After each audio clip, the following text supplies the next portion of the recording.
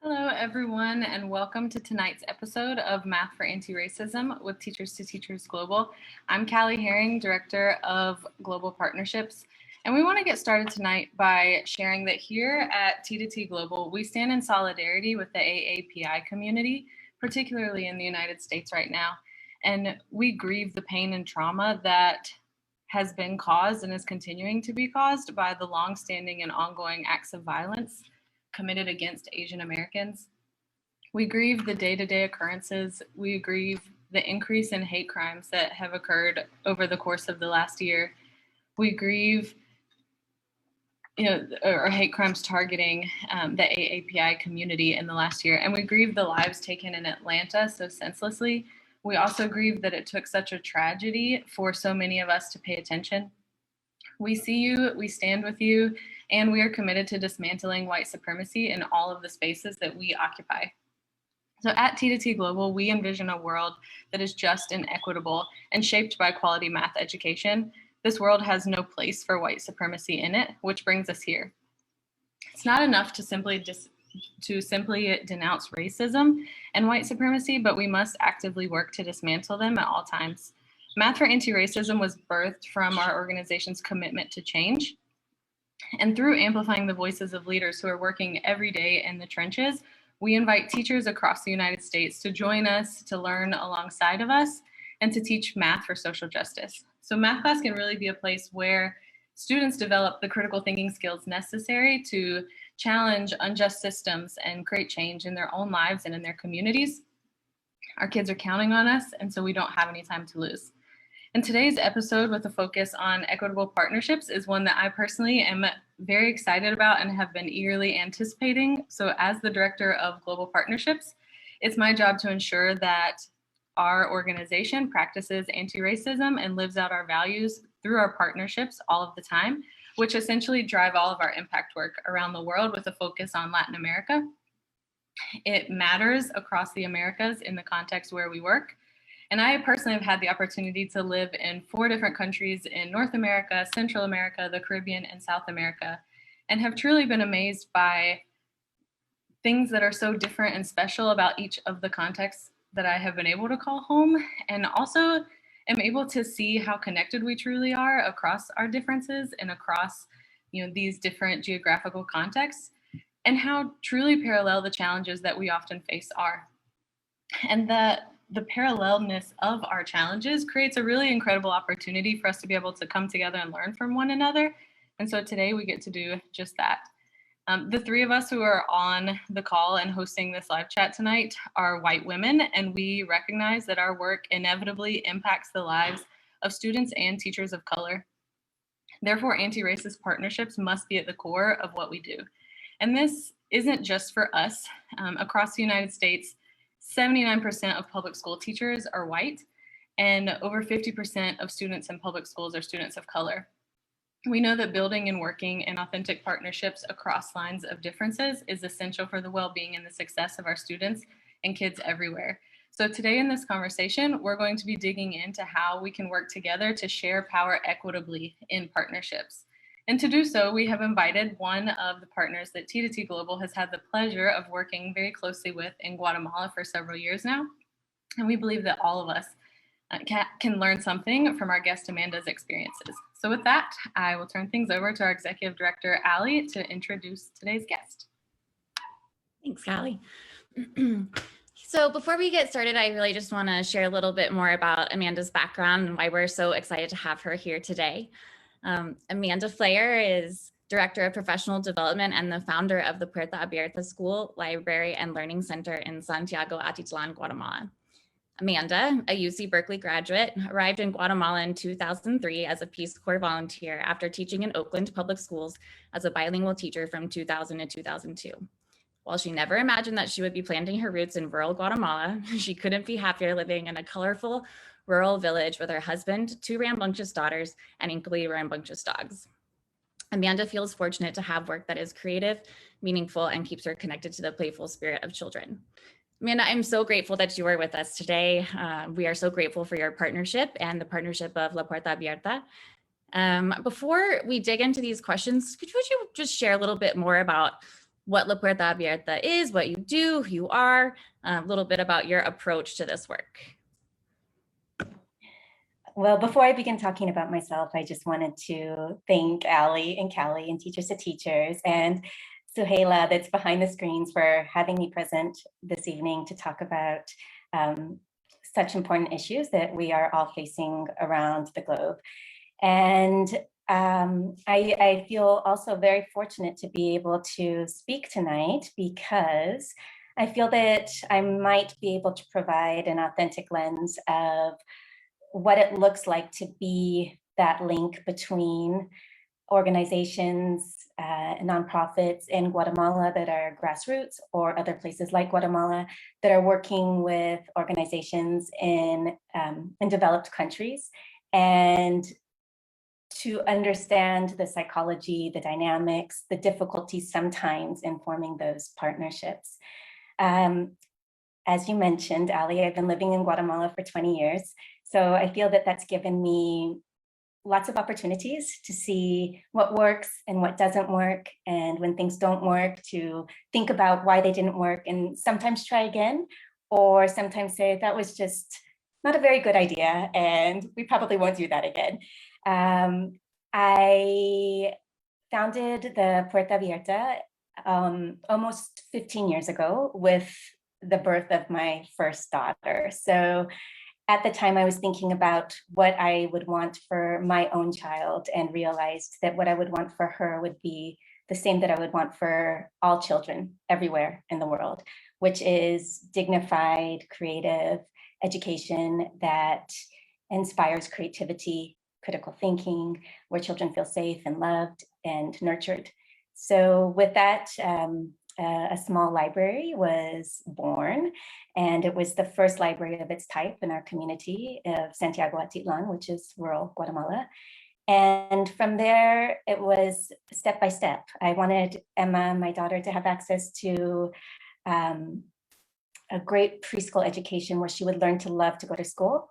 And then the idea started to have an informal preschool that blossomed out of the Puerta Abierta. And with that, it was creative primary school education. And with each step, new elements came into our vision of what the Puerta Abierta was. So little by little, in addition to educating our children, there was a need to also educate teachers, and with teachers, then families. And eventually there was the need that was coming directly from the people of our community, which is ultimately, I think, what we desire when we're looking for community initiatives and change, which is what we will be talking about today in greater depth. So fast forward, now we have a primary school. So every year we decided to add on a grade to the Puerta Abierta. So we attend children from preschool through 6th grade.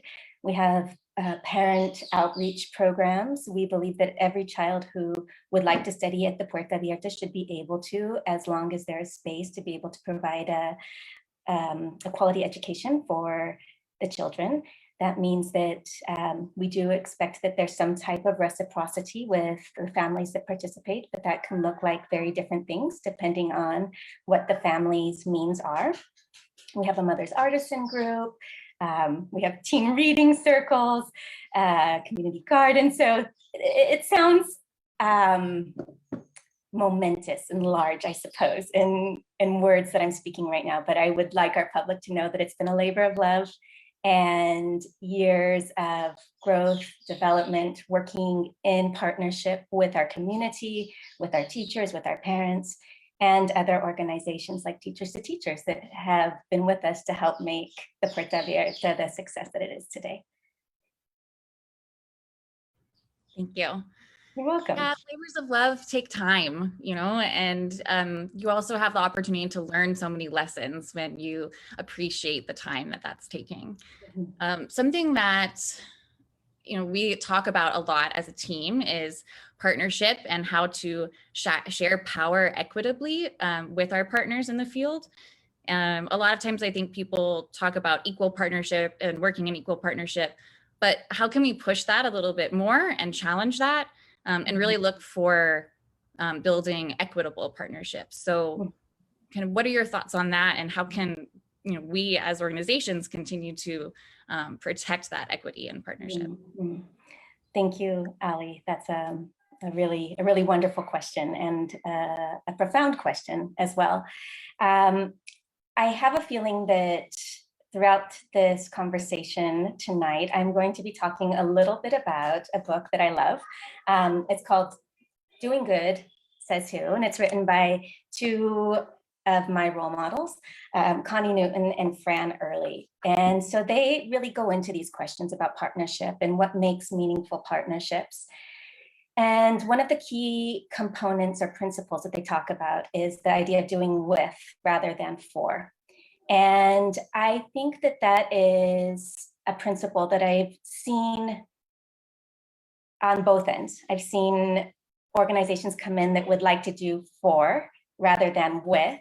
And the results of that are generally not positive and not long-standing, right? So I think that one of the components of sharing power equitably comes with that idea of doing with, so that we know that there are two groups. There's a partnership, and both groups are able to see and respect the people on both ends and learn together. So I also think that how we can establish partnerships in a healthy way have a lot to do with what you mentioned, with time and patience.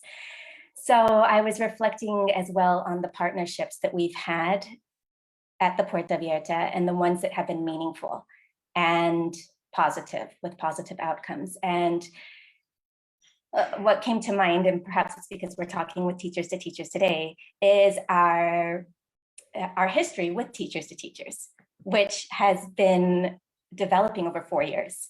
So that's a long time.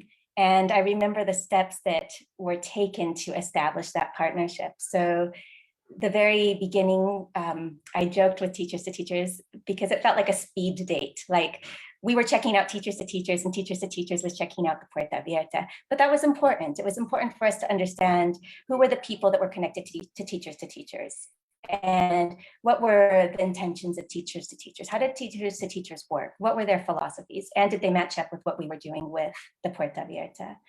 And then there was a process of gaining trust and learning to know each other. And that also takes time, right? There were questions that were asked on both ends.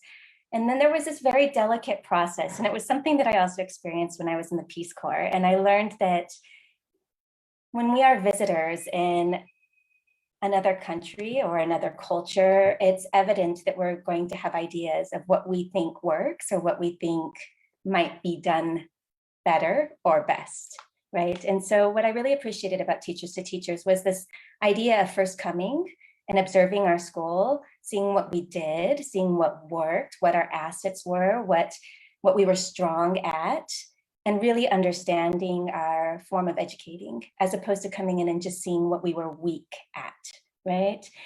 And then there was a true partnership. And by that, I mean that the teachers from Teachers to Teachers came and offered trainings to our staff. Then they offered modeling to our staff. And then they offered accompaniment to our staff and feedback. So to me, that's a partnership. And then there was also accountability and follow-up and feedback to see also what Teachers to Teachers could be doing differently or better to be able to meet the needs of the Puerta Abierta. I love to hear that story. And I know that the foundings of the partnership between T2T Global and La Puerta Abierta actually extends from beyond my time with the organization. And so, one of the things that we've really been working on lately is thinking, exactly what those steps that you just laid out, how are we ensuring that we're operationalizing that so that it didn't just happen, in one place or, but it's something that we can continue to ensure is upheld, that communities are honored and valued and seen as dignified and worthy and intelligent and with much to offer, you know, everywhere that we partner. Right. And I just want to add one more thing, Callie, that you're reminding me of. So about 2 years ago, one of our big desires at the Puerta Abierta was to create a math curriculum. We are a school that is founded on principles of literacy and reading appreciation, and we've been lacking behind in our math development. Juanita is the director of the Puerta Abierta, and myself approached Teachers to Teachers and we said, we really, really want a math curriculum. Please make us a math curriculum. And, you know, we're not there yet. We are still like just beginning that phase now of working with Teachers to Teachers and creating that math curriculum. But one of the things that I really appreciate was this process of Teachers to Teachers putting the brakes on and saying, you know, being mindful and saying, well, yeah, of course, we could make a math curriculum. However, how do we know that we're meeting the needs of the community of Santiago, Atitlan, and the children? We really need the teachers and the community of the Puerta Abierta to identify what kind of curriculum they want, what are the benchmarks for children who are graduating from 6th grade, what does a culturally appropriate curriculum look like for the community of Santiago, Atitlan. And I think we're getting there. But again, this also goes back to the concept that Ali brought up of time, right? Like these things don't happen quickly. And there's so much profound development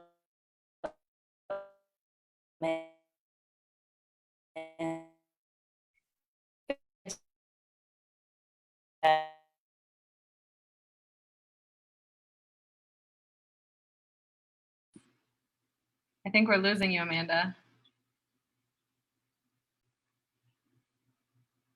Are you still there, Allie? Is it my internet? I'm still here, yeah. Okay. Fingers crossed for. Yes, hopefully she'll be able to come back in. We'll give her just a moment.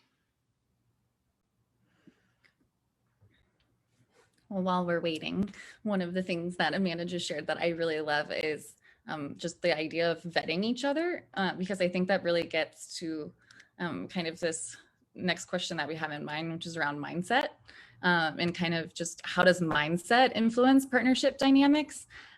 Because anytime you move into a relationship with another person or entity, any kind of relationship, the mindset that you are bringing into that space ultimately influences everything about the dynamics and the trajectory that you build together. So one of the things that I really love about that story is just that both organizations had that similar kind of mindset of, I want to make sure that you're a fit for us and that we're a fit for you, because if that doesn't work, then the partnership doesn't work. So Amanda, we lost you for a second. I was just commenting on how much I love that story and just how thinking about how mindset can really influence the success of a partnership. Right. Okay. Yeah, sorry about that. Our internet connection is sensitive, and anytime someone in my family uses the microwave, the internet goes out. So I really appreciate this question about mindset. And I think that it's human nature to categorize, right? Or to think my way is the right way. And I think that when it comes to mindset, it's important to not categorize and not make assumptions. So I've learned a lot about my own mindset and how to change that, especially in working in communities that are not my own or that might be different from me and who I see myself as or who I represent. And that I think it's really important to maintain curiosity and ask questions. So as opposed to making assumptions, to ask the community, like, why are you doing things this way? Tell me about that, because oftentimes there's a reason, right? And I also think, we are here, as Callie mentioned, as three white women coming into often countries of people of color who are not white. And so I think we have an important role to play as well of making sure that we are not portraying that role of like the white savior of we are coming here to rescue you, or you are a victim, or we know more than you, or our mindset is efficient and we need to do things faster because this is slow, right? So I think that has a lot to do with, again, maintaining curiosity, asking questions, resisting the temptation to make assumptions, and to, if you have the opportunity, like really live with the community. I admire both of you for having done that.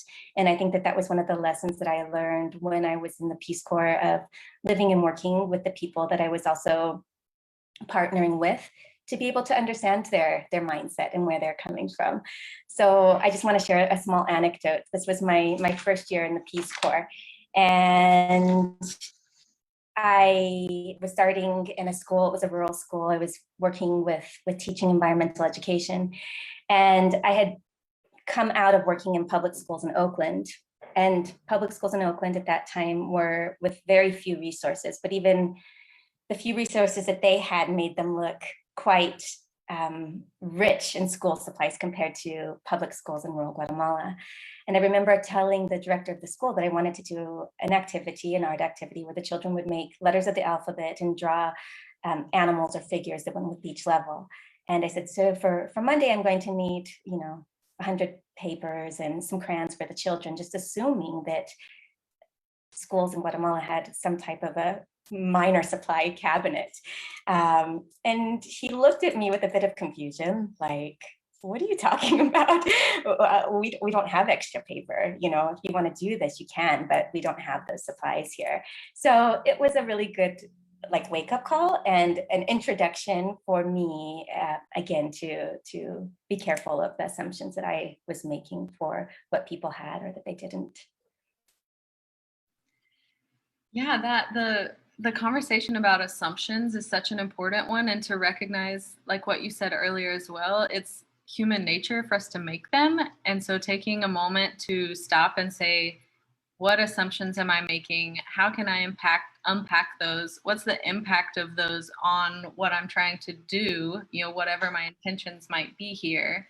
And then, and also recognizing that, also when me being the person that I am and my identity show up in the spaces that I work, assumptions are also made about me because of the histories between the community that I'm in and the community that I'm from, and people who look like me in communities where I'm spending time now, and what the history and dynamics of power and privilege and just what all of that has been. And so recognizing that when I'm coming into a space, and also working to dismantle this idea that a foreigner knows more or comes and has the knowledge, and that leads back to another question that we have for you, that we would love to hear from your experiences, is what does it really mean to build knowledge together? Right. Great question. So I think that, Callie, that goes back to the principle of doing with as opposed to doing for, right? And understanding that in a partnership, again, there are two sides, right, that are meant to be working together for a common goal. So I think that when an organization from a developed country comes to a place that is less developed with the intention of creating a partnership or helping, it's really important to understand what a community has. So what are their assets, and what are they doing well? What might they be able to teach to the partnering organization or institution that's coming to quote unquote help, right? So I think that there are so many examples of this, again, both good and bad. And I feel that oftentimes, I am representing the Puerta Abierta in this moment, there are the intention, the good intention that's in a costume of being a partnership. It's not really, right? So that might be, somebody coming in and saying, oh, I think that what you really need is this, this, and this, without asking, like, what are your community needs? Or saying, you could be so much more efficient in growing crops if you only did this, this, and this, without really understanding why a farmer or a small NGO co-op might be doing something a certain way. So I think that idea of like a true partnership of people and organizations coming together has to be two ways. So an example of like a positive partnership, I feel, another example would be an organization that we work with at the Puerta Abierta that's called Mayanza, and they focus on health education for children and families. And we've had the good fortune of being able to work with them, and both of us coming together and identifying a need for our community at the Puerta Abierta. In addition to working with children, they now focus on working with the mothers of our children. So they've created a healthy mothers group where the mothers can exercise together. They've provided salaries for a local exercise trainer. And I love that. I mean, that's something else that's an important component, that they have people on the ground that are local within our community to be working with our mothers. And also they have a local coordinator who helps the mothers with talking about nutrition and diet and healthy eating habits. And like, just to bring things full circle, now the mothers of this group are organizing themselves to walk and exercise together, even when it's not a day when their group is meeting. So to me, that's a true partnership. And that's where you also see signs of success and positive outcomes. Definitely. And I'm drawing connections and remembering, the conversation that we're having right now is really based in an experience of NGOs that partner between different countries. The same is true for teachers in the US and the classroom as well. And I've heard you talk about, and one of our questions for, if you want to speak to it a little bit more, is what's the potential danger in partnership? What can happen if it goes wrong? And I've heard you already share some examples of harm that could be caused or the lack of positive outcomes. And I think it's important for classroom teachers also, no matter where they are, to recognize that partnership is not just a thing for organizations, it's also a thing for people. And when I was teaching in North Carolina, in a community that wasn't where I was from, but was very similar to it, it was important for me to have all of these things in mind too, and not show up thinking I graduated with my teaching degree, so now I have all of the knowledge needed to determine what's going to happen in my classroom. No, if that is my mindset, then the outcomes are not going to be positive for my students. But when I look for a way to work in partnership with the families and the culture, and organizations in the greater community that my kids are a part of, then I'm much more able to build something together with them. And thinking about, there is a danger there in getting it wrong and thinking that I'm the knower and that, I'm here to serve you, but that means that I'm the one who, like, that you have to do what I say, and because I have your best intention at heart. Like, do you have anything else that you want to speak to about, when it goes wrong? Right. Yes. Another really good question, because there's so much that can go right, and there's also so much that can go wrong, which is why it's really important to be having these conversations now. I think that it's very easy for people to go in with a mindset of I'm going abroad, I'm going to volunteer, I'm going to change the world, and that's okay, but there can be harm in those like naive notions as well, right? So I think what I see most often in what goes wrong is like the creation of a dependency. So that might be when there is lack of partnership, and especially perhaps like a local integrity with what the project really is, that you know, there could eventually just become a connection of finances or an expectation even on the side of the receiver that this organization is going to continue to nurture me in a way that might not be healthy or sustainable, right? So I think that can be very, very complicated and a potential danger of what somebody's intentions might be. I think in addition, when we have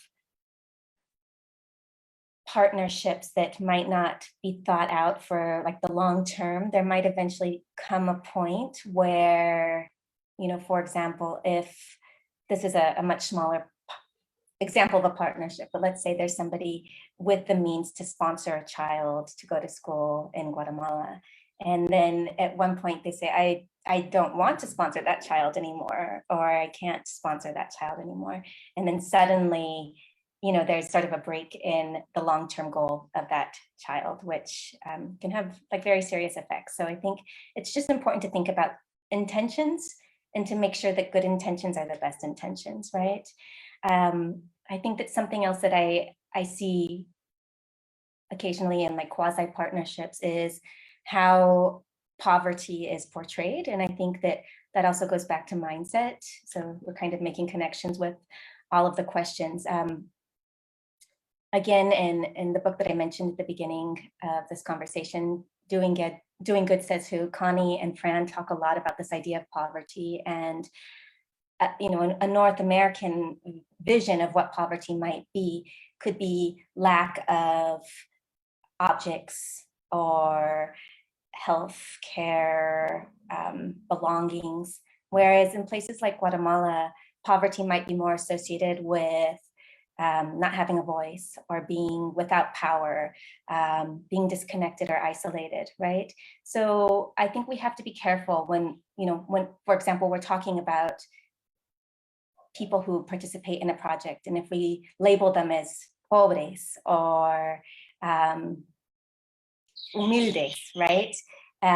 Sometimes in the United States might have this idea that it just means like low income, but in a different culture, it could mean something else. And I think, you know, in partnerships as well, I think that this is something that Teachers to Teachers has done a really good job with. And I also like congratulate the Puerta Abierta for doing the same, of really, you know, when we're talking about our programs, to be celebrating the successes as opposed to focusing on the struggles, right? So I think that's really, really important to maintain the dignity of the people that we're partnering with and we're working with.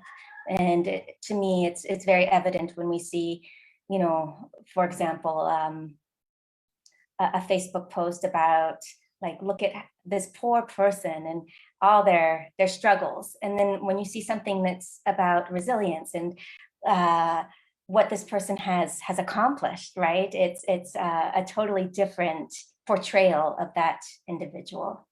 So, you know, I think that if we are invested to making healthy partnerships, there's still the potential that something could go wrong, but I don't think that they'll go as drastically wrong. And I don't think that they will be wrong in a way that, you know, they're affecting in a huge impactful way community or a project. I think that things can be dangerous and hurtful to communities if the partnership isn't well thought out between the partners prior. Yeah, I'm really hearing you reference the importance of approaching things through a lens of assets, and you know what is good, what is strong, what is beautiful, what is resilient, you know, what and thinking about what are the resources available rather than where are the gaps? Because if I'm just looking at the gaps, then that's what I'm going to find. But if I'm looking for all of the wonderful things that can be brought to the table, then we can really begin to build together and and then if I'm looking at the deficits, then I'm seeing myself as having the power, and I'm looking at all the places where it doesn't exist. But if I am saying, tell me about the ways that your community excels in these, as I'm getting to know a community, or if I'm able to name those things, then the power is, if it were given to me, it's being transferred back in that moment. I'm able to redistribute through thinking about, it going to, to be able to have power shared equitably, and it not being determined by me as someone who is privileged and often walks into situations with power, but how are we making sure that it truly flows among all of us? Right. Yeah. So as we kind of start to wrap up here, Amanda, can you just share a little bit about what are your hopes and dreams for your students with respect to their math futures and the math curriculum? What are you as a team hoping for and dreaming for related to their math experience? Right. Okay, thank you, Ali, for that question. I think that we hope that on all levels, our students receive an education that inspires creativity and critical thinking, and that also allows them to be agents of change within their community and the world at large. So in terms of math, I think that one of the challenges that we've noticed is that, there has been a cycle of education in rural Guatemala that's very conventional, right? And if we had all the time tonight to talk about why that is, I would love to go into greater detail, but I do think it has an interesting connection with racism and antiracism, and the idea that perhaps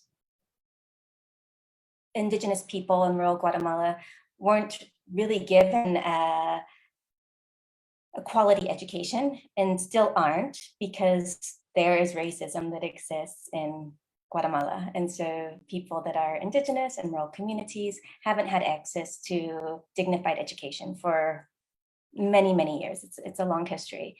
So what's happened is that teachers teach the way that they were taught, and it's very difficult to break the cycle of having an education that inspires creativity and critical thinking. And that's exactly what we're trying to bring light to at the Puerta Abierta.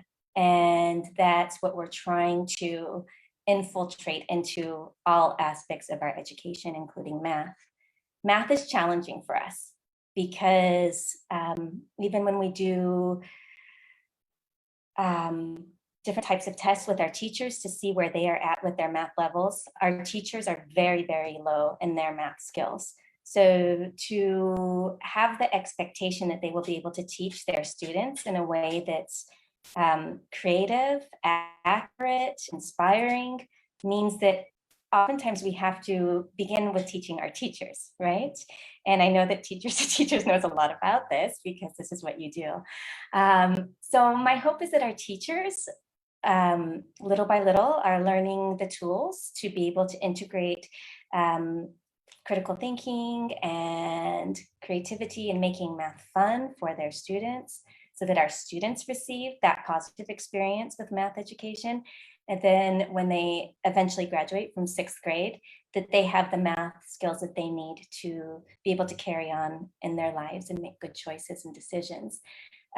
Interestingly, like another complexity that we've seen in education in Guatemala, and again, this goes across all themes and subjects, is this idea of learning wide as opposed to deep. So by that, I mean, it's learning a lot of things all at once, right? But not necessarily have a very strong foundation for that learning. And I realized that might be an effect of children not staying in school for many years. times are changing, and there is a much higher rate of students graduating from 6th grade, but that's only changed in the last 10 to 15 years. So I do believe that there was this sensation of teaching children a lot in a very little time, because really teachers didn't know if a child would go past 1st or 2nd or 3rd grade, and making it to 6th grade was a huge accomplishment.